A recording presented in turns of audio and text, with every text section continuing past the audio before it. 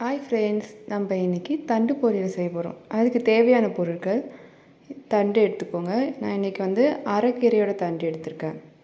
அப்புறம் சிறுபருப்பு, ஒரு 50 கிராம் சிறுபருப்பை நனைய போட்டு எடுத்துக்கோங்க. அதுக்கப்புறம் ஒரு பெரிய சைஸ் வெங்காயத்தை சின்ன சின்னதாக கட் பண்ணிக்கோங்க.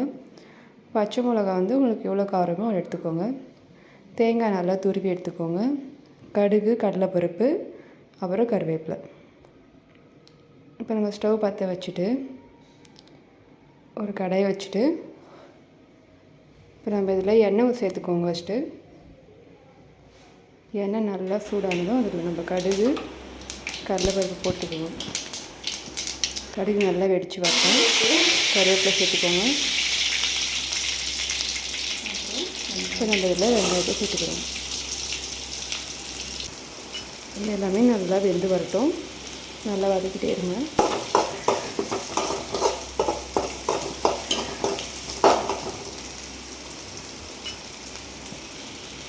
நல்லா கோல்டன் ப்ரௌன் ஆகிற வரைக்கும் நல்லா வதக்குங்க.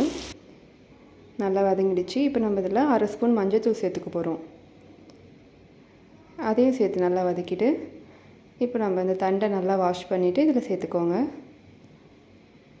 நீங்கள் எந்த தண்டு வேணால் யூஸ் பண்ணலாம். பருப்பு கீரை தண்டு, அரைக்கீரை தண்டு, இதான் ரொம்ப ஹெல்த்தி. தண்டில் தான் நம்மளுக்கு எல்லா சத்துமே இருக்குது. சிறுபருப்பு சேர்த்தாச்சு. இப்போ இது வேகிற அளவுக்கு கொஞ்சம் நம்ம தண்ணி சேர்த்துக்கிறோம். இந்த மாதிரி வெந்துடுச்சு. இப்போ நம்ம இது டிஷ்ஷுக்கு தேவையான உப்பு சேர்த்துக்கோங்க.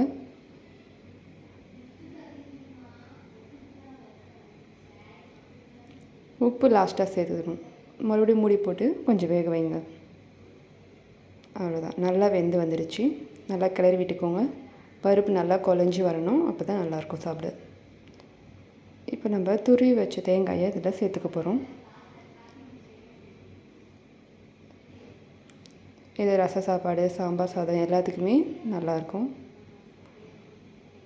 அவ்வளோதான், நம்ம தண்டு பொரியல் ரெடி ஆகிடுச்சு. நல்லா சூப்பராக வந்திருக்கு. எல்லோரும் இது மாதிரி செஞ்சு பாருங்கள். ரொம்ப டேஸ்ட்டாக இருக்கும். எல்லோரும் தண்டை கீழே வேஸ்ட்டாக போடுவாங்க, ஆனால் நம்ம இதை யூஸ் பண்ணோம். Thank you friends.